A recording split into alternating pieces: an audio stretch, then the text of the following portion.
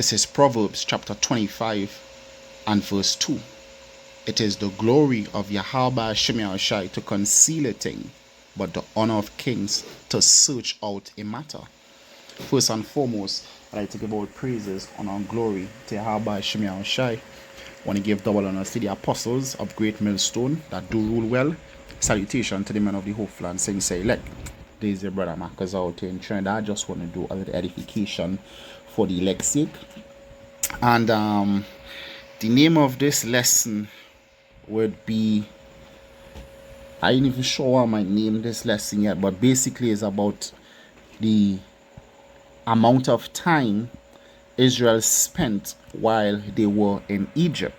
All right, and I'm just gonna go through some scriptures and go through some, some history, and some commentaries to, to come to the conclusion of the matter.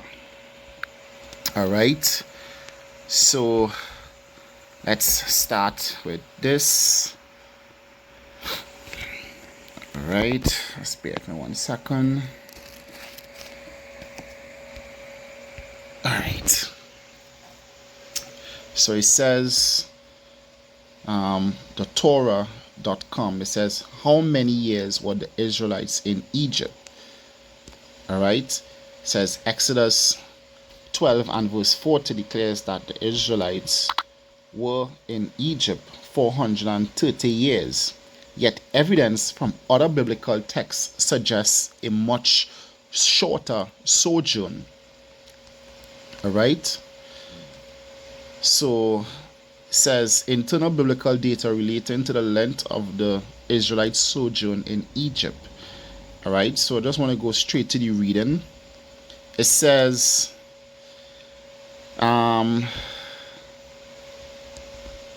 nevertheless, this sum is inconsistent with the genealogical data that can be gleaned from Genesis 46 and Exodus 6 and from other parts of the Bible.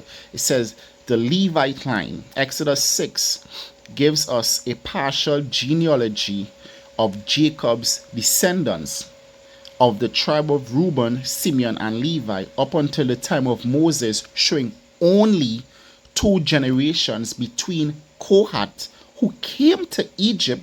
See Genesis, some of these precepts, I'm not going to read them, you can look them up yourself. See Genesis 46 and 11, because when you go through the scriptures, it says that Israel, he went into Egypt with his sons, with his son's sons, his daughters, and his sons' daughters. All right? So his sons had sons. All right? Reuben all the way down to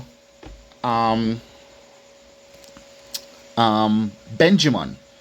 All right, some of these sons had children before they entered into the land of Egypt.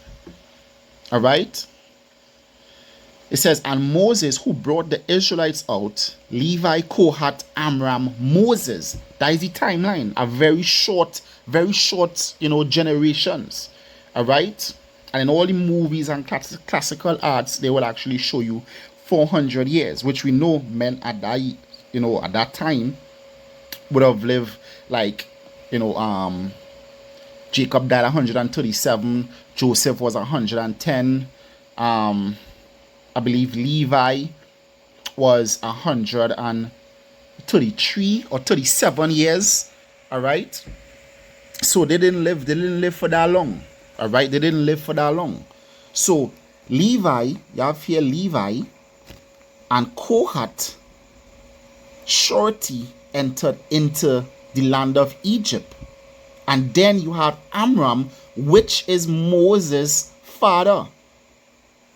Kohath entered Egypt, had Amram, who had Moses. It says the span of a mere 2 generations between Moses and his grandfather Kohath is far too short a bridge to a period of 430 years. All right, so I'm not going to read this. I'm going to jump down.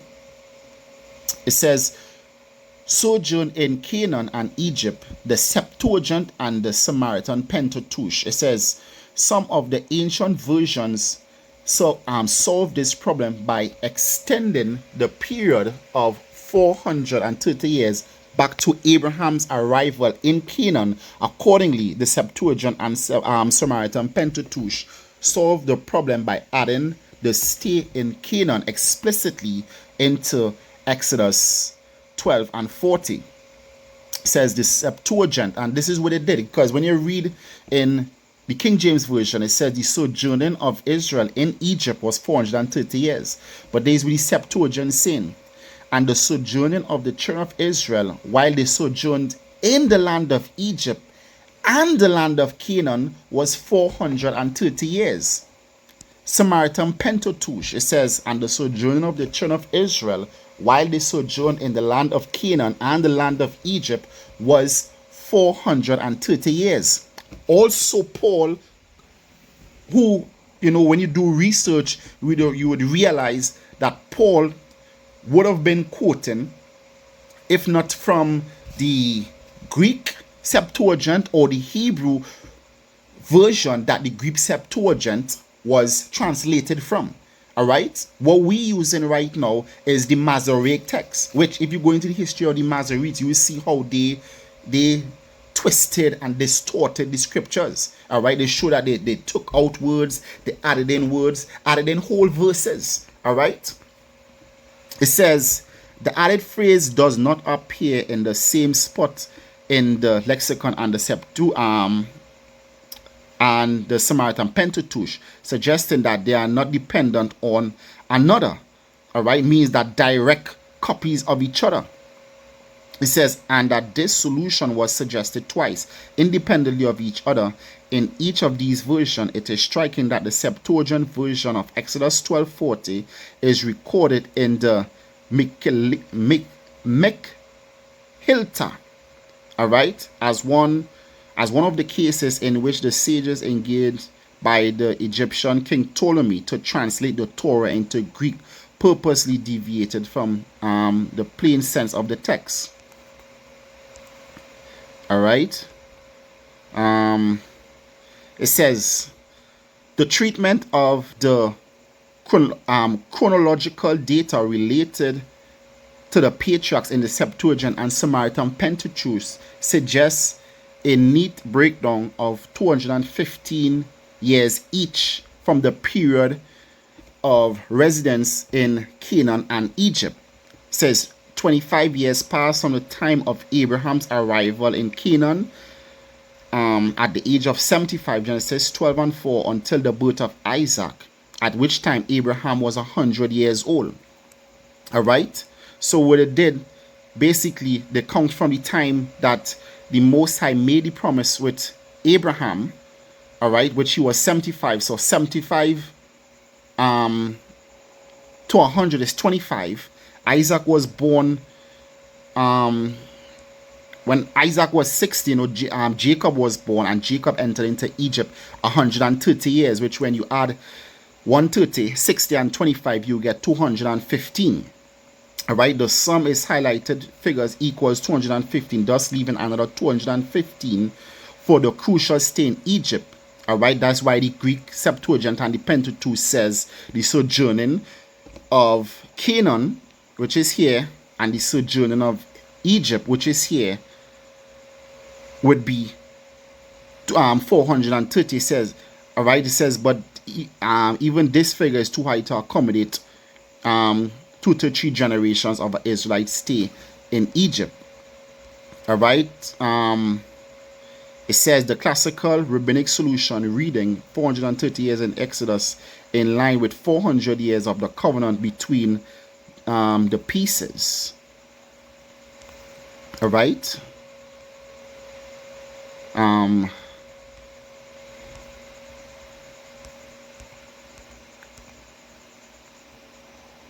All right, so I want to read no more from this. I want to go to our next site. All right, it says 430 years from the promise of the law.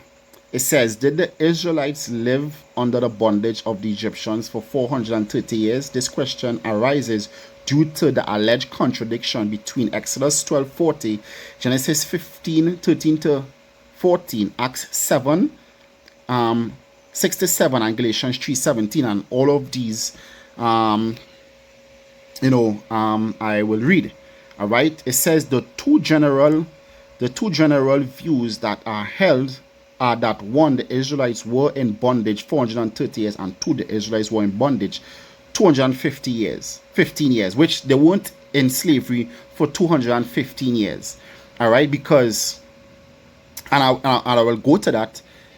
When you do research, you would realize that, because I'm gonna look at Simeon's lineage, not Simeon, Levi. Levi would have entered Egypt at around the age of 50 and would have spent at least 87 years in Egypt.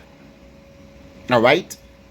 Joseph was, I believe, 39 when his father and his siblings came to Egypt, and he died at 110, which is almost 50 years. So there was roughly 100 years of Israel living outside of bondage while in Egypt. All right.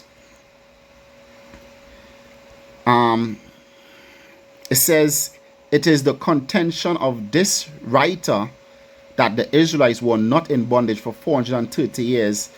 It says in this paper, evidence will be presented that the physical relationship of Moses to Levi prevents this from being the case.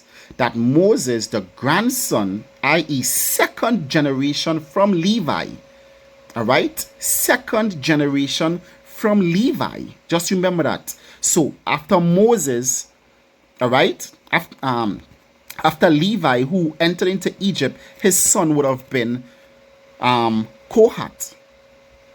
All right, and then Kohath would have had Amram, which was between Moses and Levi. There were two generations between. All right, it says of Levi may be established by the following scriptures: Exodus 2:1, Exodus 6:16 to 20, and Numbers 26:59. Says these scriptures say that Yoshebet was the daughter, i.e. direct descendant of Levi. Yoshebet was Levi's daughter.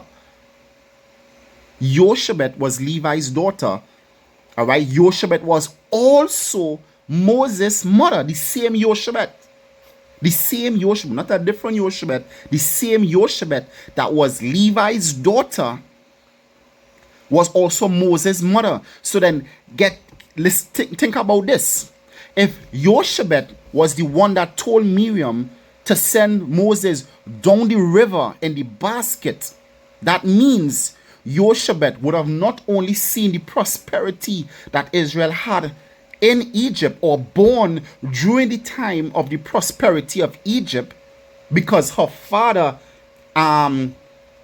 Kohath, not her father Kohath, her father Levi, because Kohath was Yoshebet's brother. All right, Levi. You know what? Let me pull this up.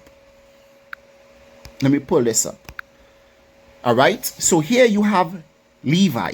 All right. You have Levi along with Kohath that entered Egypt. All right.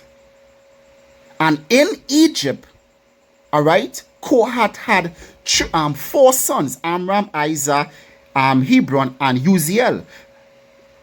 Izhar, one of his sons, had Korah, who was Korah that rose up against Moses.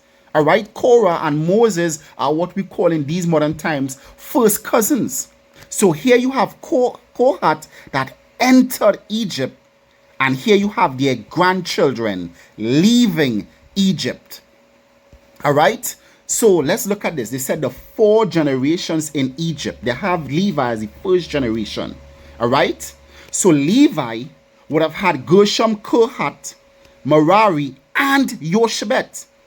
The same Yoshebet that married Amram, Kohath's son. Kohath and Yoshebet were brother and sisters. All right. Kohath's son married his aunt, which when you go into some translations, they said that actually Yoshebet was his cousin. All right. So whether his cousin or you know, or his sister, you know, that is besides the point. The point is we're going with, you know, the more, how to say, the more publicized evidence that Yoshebet was Levi's daughter. So Kohath, which was Levi's daughter, Levi's son, and Yoshebet, that was Levi's son, all right, was born in the prosperity of Egypt, Israel and Egypt. Kohath entered into Egypt. When you go into history and you do research, Kohath would have been around 9 years old when he entered into Egypt. You could do the research, all right. Yoshebet would have been born not too long after, all right. But she married Amram, which was Kohath's son, to have Miriam, Aaron, and Moses. Moses was in the time when the Israelite babies were being slaughtered. All right. These three were in the time of bondage. Amram and Yoshebet were in the time of bondage. Here you have Yoshebet being Levi's daughter. If the scripture says all that generation died, all right, if the scripture said all that generation died, let me bring that up real quick. All right, let me bring that up real quick. This is the book of Exodus.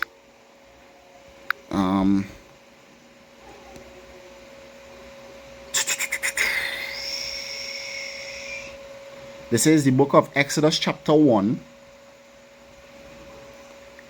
and verse 6. It says, and Joseph died, and all his brethren, and all that generation. And the children of Israel were fruitful and increased abundantly and multiplied and waxed exceedingly mighty, and the land was filled of them. Now there arose a new king over Egypt, which knew not Joseph, and he said unto his people, behold, the people of the children of Israel are more mighty than we. Come on, and let us deal wisely with them, lest they multiply. And it come to pass that when they fought out any war, they join also unto our enemies and fight against us, and so get them up out of the land. All that generation, Levi, along with Joseph and all the patriarchs, they died. All right. Kohath, who was Levi's son, who was Yoshebet's brother, possibly could have seen the beginning of the bondage. Who knows? But it is certain that Yoshebet was in the beginning of the bondage, but also in the time of prosperity. Because why? Because Levi is her father, and Levi never saw the bondage. So if Levi would have made Yoshebet, he would have made her in the time of prosperity. He didn't see the bondage. But Yoshebet was in the time of prosperity of Israel and Egypt, and also in the bondage. And soon after, they had Miriam, Aaron, and Moses, and then 80 years after, Moses would have took the children of Israel out of Egypt. All right? So it says, these scriptures say that Yoshebet was the daughter, i.e. direct descendant of Levi. Yoshebet was also the mother of Moses. The combined ages of Levi and Moses while the Israelites were in Egypt are shown to be irreconcilable with the Israelites being in Egypt 430 years. It says Levi was the third born to Jacob, Genesis 29:34. Given that he was born as close as possible to the first child, Reuben, he would have been born in the second year, which Jacob spent 20 years in with Laban. He went, and I believe he was 79. He left when he was around 91. All right. There was 7 years of him laboring to get a wife. So basically living 13 years Jacob had his 11 sons and one daughter, because I believe, yes, Benjamin would have not been born in Syria with Levi, because after, at the birth of Benjamin, Rachel died, and obviously she was there upon leaving, Syria. All right. Would have been born the second year, 3rd month after Jacob was married to Leah. Now Jacob served Laban 20 years. All right. Genesis 31:41. So at most Joseph would have been born within the 20th year. It says, because he was born while Jacob served Laban. This put Joseph and Levi about 11 years apart, a reasonable number between the second born child and the last born child. In Genesis 41:46, the Bible says Joseph was 30 years old when he came before Pharaoh. So Levi was about 41 years old at the time of Joseph's ascent. After this came the 7 years of plenty and the 7 years of famine, 14. The Bible says that the sons of Israel went down into Egypt in the 2nd year of famine. All right, Genesis 45:5. This would put Levi's age at 55. That is 41 plus 7 years of plenty plus the 2 years of famine. Levi lived for 137 years, Exodus 6:16, and presumably died there. It says 137 minus 50 equals 87. So Levi was in Egypt for 87 years. Levi in Egypt for 87 years. 87 years. Had Yoshebet in Egypt.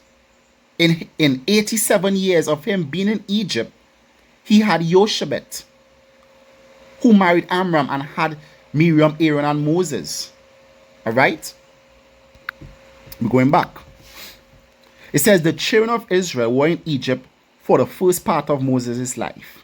It says when he was being trained to lead them out of Egypt. It says this part of his life was 80 years. 40 years he spent in Egypt and 40 years he spent in the wilderness tending to the sheep of Jericho.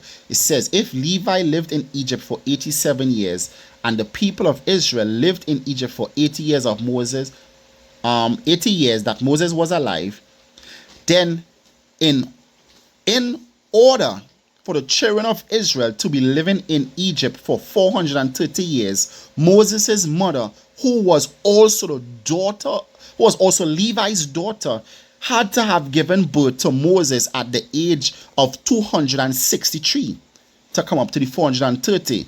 An absurdity. People did not live to be that old during that time. Sarah attests to the fact that women could not have children at that age. Genesis 18:11, given that the relationships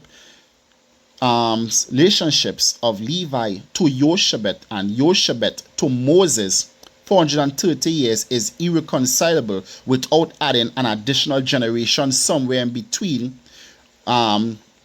where there were the additional generations. All right. Should I read more?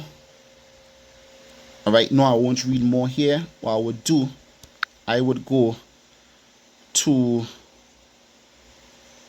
let me see here. All right, so talking about Joseph here, and this is Bible Hub, and I want to go down to 17. It says it was 25 years from the death of Terah to the birth of Isaac. It was 60 years, really going back to counting from Abraham again, it was 60 years from the birth of Isaac to the birth of Jacob. And they give you the scriptures. It was 130 years from the birth of Jacob to his introduction to Pharaoh. 25, 60, 130 is 215. It says the settling of the Hebrews in Egypt was therefore 215 years after the death of Terah to Abraham's entrance into Canaan. All right. And as I said, this is Bible Hub. All right. Let me see. Let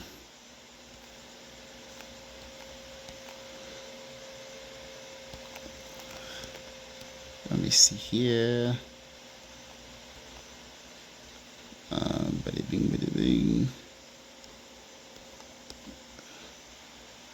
All right.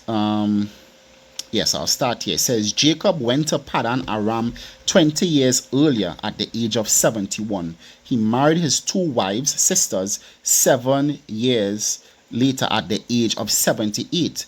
Therefore, Jacob was 71 years old at the time he met Rachel. Jacob was 147 years old when he died. Genesis 47:28. No, Jacob was less than half his age when he met Rachel.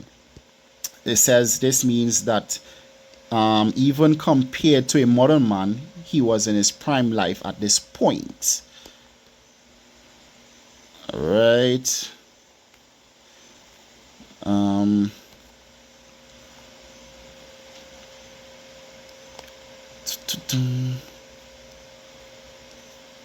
You know what? I ain't even gonna waste too much time. Let me go to the antiquities of the Jews. All right, you could just look it up on Google by Flavius Josephus. It says chapter 15, how the Hebrews under the conduct of Moses left Egypt. And I want to go down to the second verse, if you want to call it. It says they left Egypt in the month of Xanthicus. This is Flavius Josephus. They left Egypt in the month of Xanthicus on the 15th day of the lunar month, 430 years after our forefather Abraham came into Canaan. Here it is, 430 years after our forefather Abraham came into Egypt, but 215 years only after Jacob removed into Egypt. All right? So let's go to the Bible Hub once again, because even Flavius Josephus agrees that they only spent 215 years in Egypt. So this is Genesis chapter 15, all right, and 13 in Bible Hub. All right? And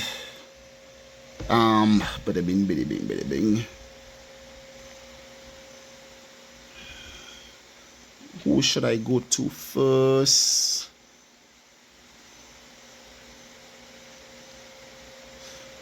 All right, let me see what Benson commentary says. It says, thy seed, this is here I'm reading on, it says, thy seed shall be strangers. So they were in Canaan first. All right, Psalms 105 and 12. Afterwards in Egypt, it says, before they were lords in their own land. They were strangers in a strange land.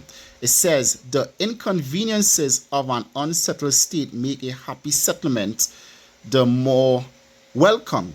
Thus the heirs of heaven are first strangers on earth, and they shall serve them. It says, so they did the Egyptians. Exodus 1:13. It says, see how that which was doom of the Canaanites, Genesis 9:25, proves that Abraham proves the distress of Abraham's seed. They were made to serve, but with the difference, the Canaanites serve under a curse, the Hebrews under the blessing. It says they shall afflict them. All right, see Exodus 1:11. It says, those that are blessed are the beloved of God are often afflicted by the wicked. It says this persecution began with the mocking when Ishmael, the son of the Egyptian, persecuted Isaac. Genesis, and I believe Paul quoted that also. The son of the bond persecuted the son of the righteous, roughly paraphrasing. All right, and it came at last to murder, the basis of murders. It says that of their newborn, so that more or less it continued 400 years. All right, from there. All right. Boom, boom, boom. Matthew Henry. Let me see what he says. It says, a deep sleep fell upon Abraham.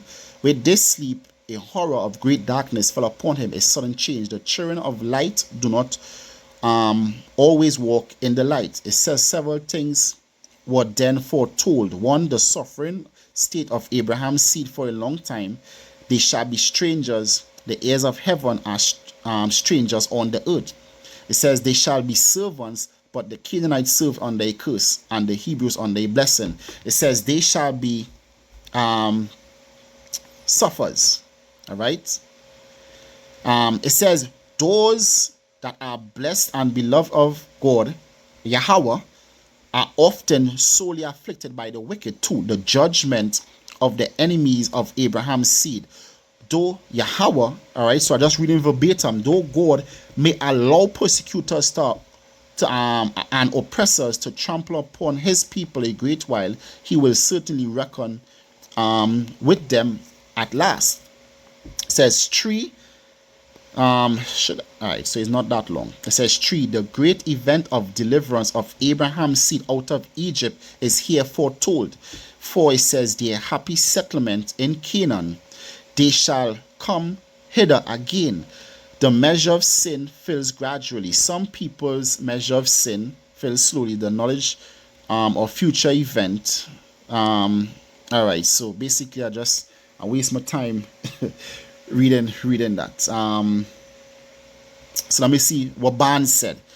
All right, it says no doubt. It said no, certainly this response to Abraham's question, whereby shall I know? It says Genesis 15:8. 400 years are elapsed before the seed of Abraham shall actually proceed to take possession of the land. This interval can only commence when the seed is born, which they count from the time of Isaac. All right, some count from the 75th year of Abraham's year when the promise was made. Some scholars count from the birth of Isaac. All right, it says, and when Abraham was 100 years of age, therefore 30 years after the call, during this interval they are to be first strangers in a land not theirs for 190 years, and then for the remaining 210 years in Egypt, at first servants with a considerable pilgrimage, and position at last afflicted serfs under the hard and crude bondage. It says at the end of this period, Pharaoh and his nation were visited with a succession of tremendous judgment, and Israel went out free from bondage with great wealth. Exodus 12:14. All right.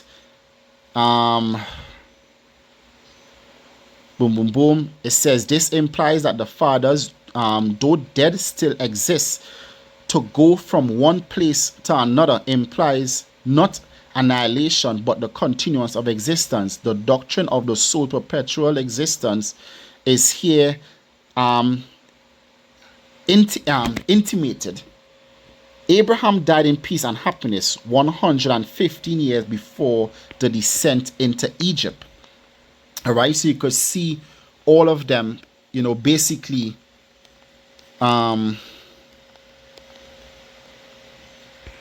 saying that the 430 years begins from Abraham. All right, this is Matthew Poles. It says in a land that is not theirs, i.e. in Canaan and Egypt. For though Canaan was theirs by promise to be fulfilled in after times, it says yet it was not theirs by actual donation and possession, but they were strangers in it. It says 400 years, exactly 405 years, but a small sum is commonly neglected in a great number. It says both in sacred and profane writers, there were 430 years between the first promise or between the renewing and confirming of the promise by the gift of Isaac and Israel going out of Egypt, or God, which his true name is Yahweh, giving the law. All right, Exodus 12:40, Galatians 3:17. It says, but part of this time, Abraham with his son Isaac lived in much labor, honor, and comfort. But after Isaac grew up, the afflictions were mentioned, began with Isaac in Canaan and continued to him with his posterity into Egypt till this time was expired. All right. So that time went on from Abraham onto Israel leaving Egypt. All right. To Israel leaving Egypt. All right. Let me see if I could find any more.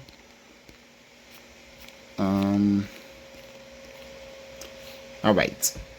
The Geneva Bible, it says, and he said unto Abraham, know for a surety that thy seed shall be a stranger in the land that is not theirs, and they shall serve them, and they shall afflict them 400 years, counting from the birth of Isaac to their departure of Egypt, which declares that Yahweh will allow his to be afflicted in this world.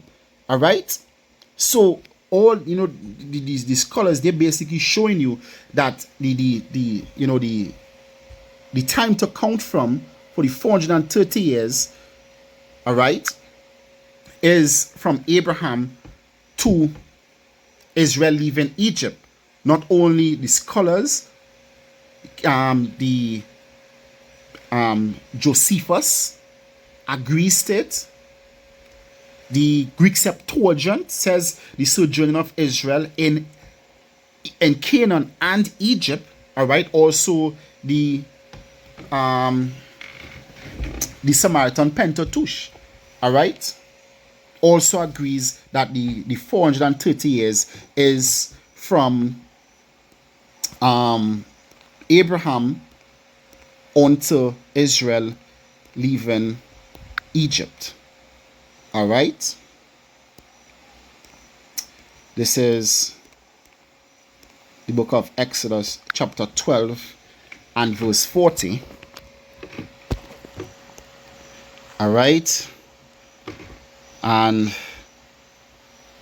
let me see what we'll start with.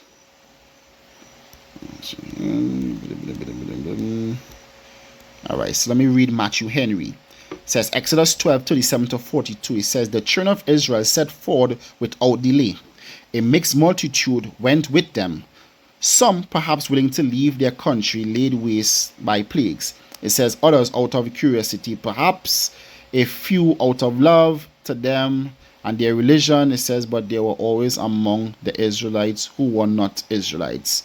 All right. It says, just there are still hypocrites in the church. This great event was 430 years from the promise made to Abraham. See Galatians 3:17. It says, so long the promise of his settlement was unfulfilled. It says, but though Yahweh's promise are not performed quickly, they will be in their seasons. It says, this is that night of the Lord, that remarkable night to be celebrated in all generations. All right. Let me jump down here.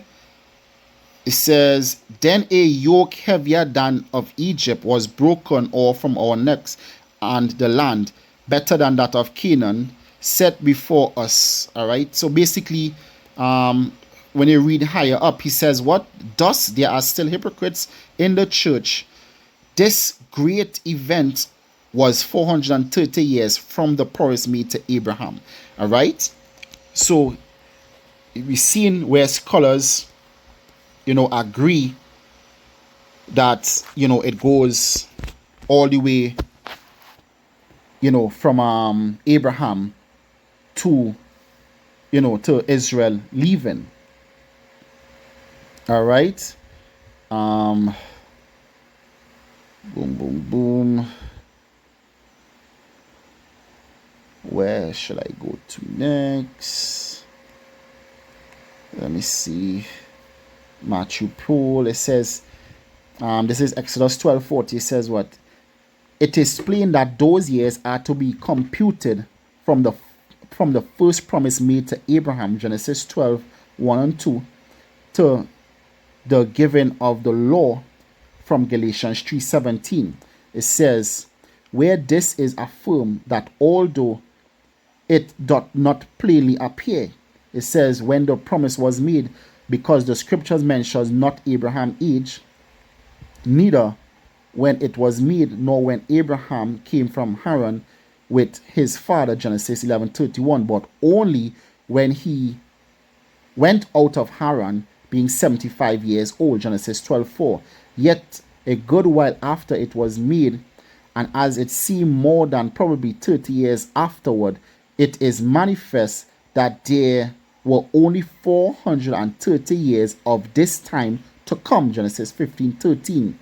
And many more years passed, there was such a man as Israel or Jacob, and more there were the children of Israel or of Jacob, and yet more they came into Egypt. How then can this be true, which is said here? Some affirm that there were in Egypt 430 years, which is sooner said than proved. All right? It says what? Some affirm that they were in Egypt 430 years, which is sooner said than proved. All right? Some ancient Hebrew copies are said to have had more words than ours now have. For the lexicon and Samaritan interpreters, after the words in Egypt, read that in the land of Canaan, and some other copies after the word who add together with their fathers and their fathers. All right? It says, and so right difficulty vanquished. It says, and if it should be granted that there was some few such errors in the present copies, it matters irately historical or chronological, which Yahweh might permit to be there for many wise and holy reasons. Yet this is no prejudice to our faith or to Yahweh's providence, which had been pleased to have so special a care of texts. All right, it says these 430 years are not to be texts confined to Egypt, but may be extended to any place where they were sojourners. It says the Hebrew word asher is not to be rendered which. All right, so I don't want to read and make the lesson too long. All right, but here's where it said, it says Levi is said to pay tithes in his father's Abraham. All right, boom,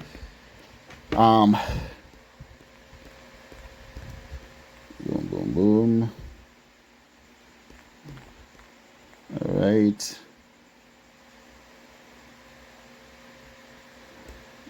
Right.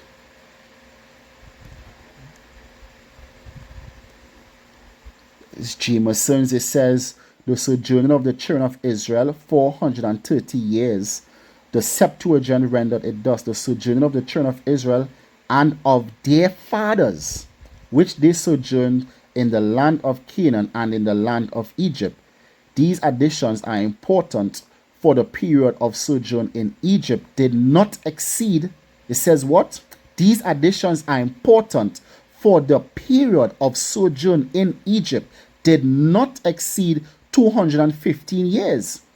But if we reckon for the time that Abraham entered Canaan and the promise was made, in which the sojourn of his posterity in Egypt was unknown, this makes up the time for 430 years. Now, going back, let's go back to the family tree. Levi, along with Jacob, along with Kohath, entered Egypt. Kohath had a son named Amram, which his sister Yoshebet had children with. Miriam Aaron and Moses. And as I did, went through it, reading where people did the calculations, it could not have, reached, to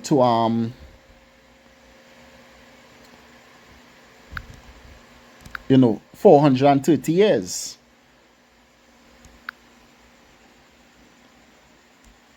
All right, let me see which one I went by that had the. Let me check here. All right, so it says Jacob and Joseph timeline. All right, Salakia about that. I want to go to Galatians chapter 3 and verse 16. It says, "Now to Abraham and his seed were the promises made. He said, not unto seeds as of many, but as of one, unto thy seed, which is Mashiach." All right, so the seed was made to Abraham, and his seed, which Mashiach would have been Isaac at that time. It says, "And this I say, that the covenant that was confirmed before Yahweh in Mashiach, the law," all right, the law, when it was confirmed on Sinai, which was 430 years after, as we saw, according to Josephus, according to the Septuagint and the Samaritan Pentateuch, all right, and all sorts of scholars by making Bible comments, all right, and the maths shows that the 430 years would have been from Abraham receiving the promise to Israel receiving the law. Right? This is Galatians chapter 3 and 17. And I want to go to Benson. All right? It says Galatians 3:17. It says, "This I say, what I mean by the foregoing example of human covenant is this: the covenant that was confirmed before Yahweh by the promise itself, by the repetition of it, and by the solemn oath concerning the blessing all nations through Mashiach, the law which was 430 years after, and the date of it cannot disannul, abolish or make it void by introducing a new way of justification of the blessing of the nation, namely by the works of the Mosaic law." All right. All right, so me come down here. It says, it must be observed that the 430 years was spoken, are not to be computed, all right, are not to be computed from the time the covenant was confirmed, but from when it was first made, as mentioned in Genesis 12:3, when Abraham was yet in Ur of the Chaldees and was 75 years old. Galatians 3:4. From that time to the birth of Isaac, which happened when Abraham was 100 years old at 25 years, Galatians 21:5, to the birth of Jacob was 60 years, Isaac being 60 years old when Jacob was born, Genesis 25:26. From Jacob's birth to his going into Egypt were 130 years, as he says to Pharaoh, Genesis 47:9. According to the lexicon, the Israelites sojourned in Egypt 215 years, for thus they translate Exodus 12:40. Now the sojourn of the children of Israel in the land of Egypt and in the land of Canaan of 430 years. The number mentioned by the apostles for or besides this being a new argument drawn from the time as a former, but was the nature of transaction.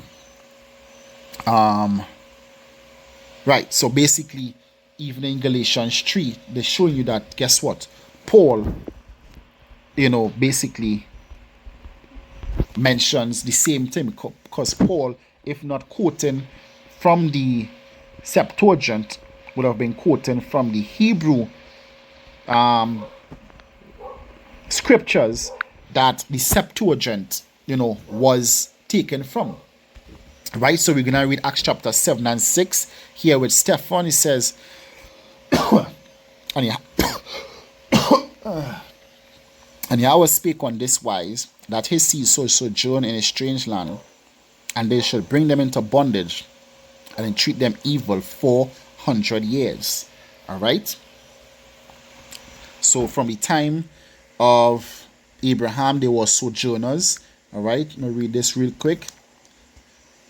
Even from Isaac to Jacob to the patriarchs, they were sojourners, and after that they were, they were afflicted. But the whole thing was a 400-year process. It says Hebrews 11 and verse 12, it says, therefore sprang there even of one, and him as good as dead, so many as the stars of the sky in multitude, and as the sun which is by the seashore innumerable.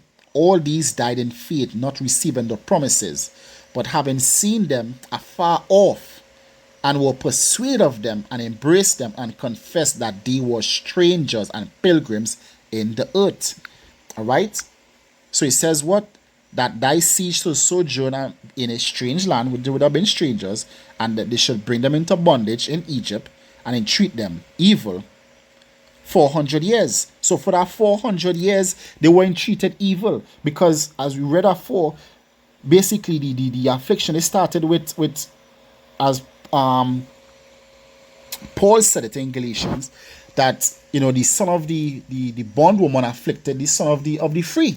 So that affliction that started with Isaac, it came down to Jacob, all right, and to the 12 patriarchs, all right. So I want to go to Ellicott. It says that they should bring them into bondage. It says here again is another apparent discrepancy of detail, taking the common computation that the interval between the covenant with Abraham and that with Moses was 430 years, Galatians 3:17, of which only 215 are reckoned to spend in Egypt. Let me see. Do I have this up? No, I don't. All right.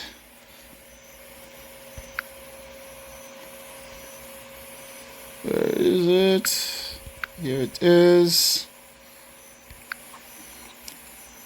All right. Where they show you Levi went in. Levi had Kohat when he went in. He made Yoshebet while he was in Egypt. He lived for 87 years. Chances are,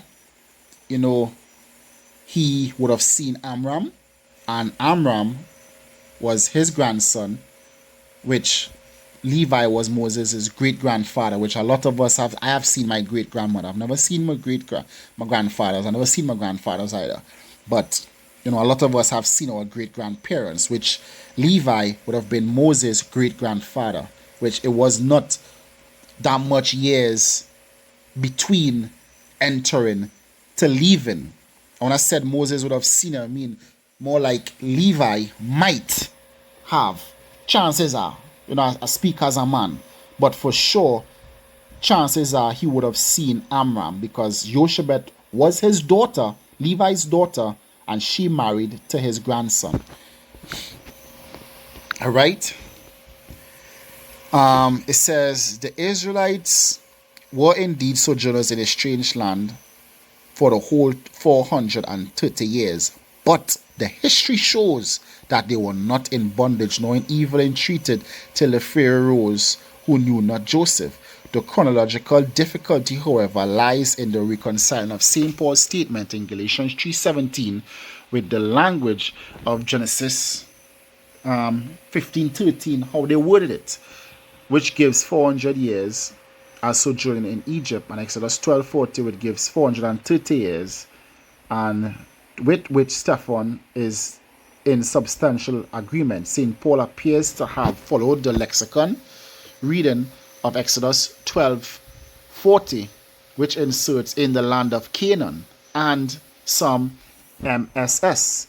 It says they and their fathers, which the fathers are Abraham, Isaac, and Jacob. And with this, the Samaritan Pentateuch agrees. Josephus varies in some passages in Antiquities, given 215 years, in others, all right, 400, all that can be said is, as before, the chronological accuracy did not affect the argument in either case. It was enough for Saint Stephen as for Saint Paul to accept this or that system of dates as they had been taught without inquiring into the grounds on which it rested. Such inquiries were foreign to the Jewish character generally, and above all that character when possessed by the sense of new and divine realities. Roundabout numbers were enough for them to mark the successive stages God's dealing with his people, which 430 years, some 400 odd years, basically, it around the same time. All right. I want to read another one. This says Barnes. It says stranger in a strange land. In the Hebrew, Genesis 15:13, shall be a stranger in a land that is not theirs. The land of Canaan and the land of Egypt were strange lands to them, though the obvious reference here is to the latter. It says, should bring them into bondage or would make them slaves, Exodus 1:11, and entreat them evil, would oppress them and afflict them. It says 400 years. This is the precise time which is mentioned by Moses, Genesis 15:13. Great perplexity has been experienced in explaining this passage or reconciling it with other statements. Exodus 12:40. As it is said that their sojourn in Egypt was 430 years. Josephus, Antiquities of the Jews, chapter 2, book 9, section also says the time in which they were in Egypt was 400 years, though in other places, Antiquities, book 2, chapter 15, section 2, as we read, he says that they left Egypt 430 years after their forefathers, Abraham, came to Canaan, but 215 years after Jacob removed to Egypt.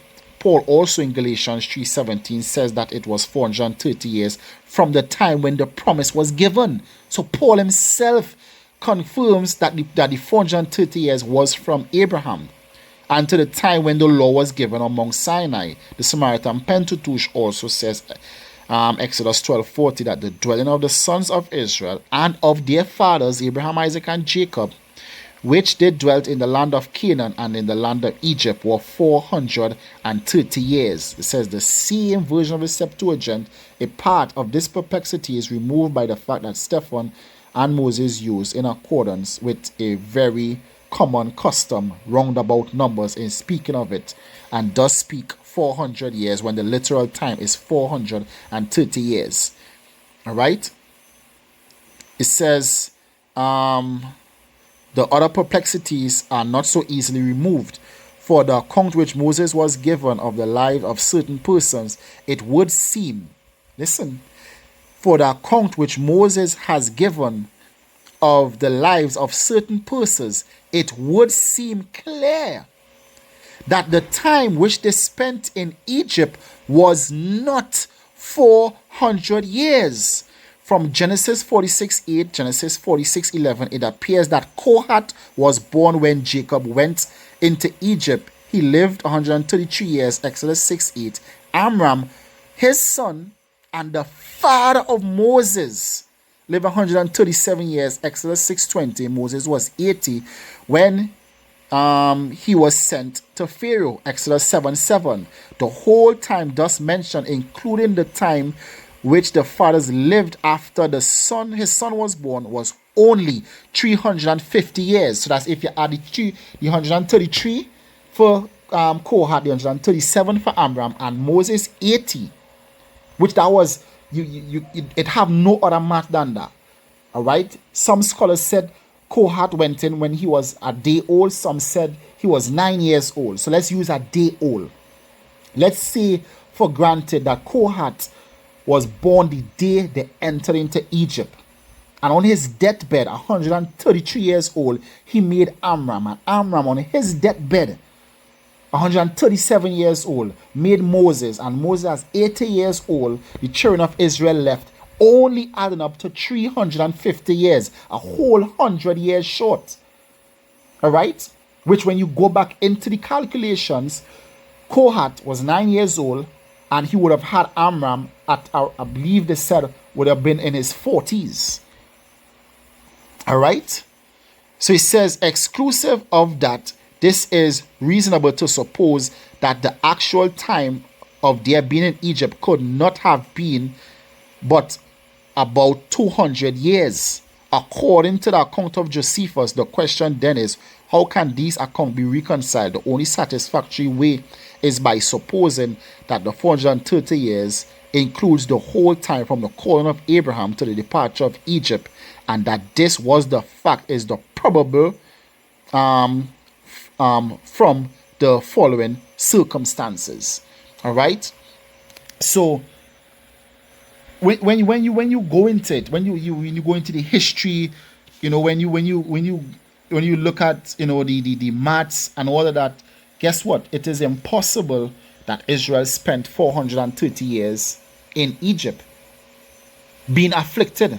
And if that is the case, then they would have had to spend more years than the 430 years in Egypt, which the chronological listing that was listed from Abraham all the way down does not support Israel even spending 500 plus years in Egypt.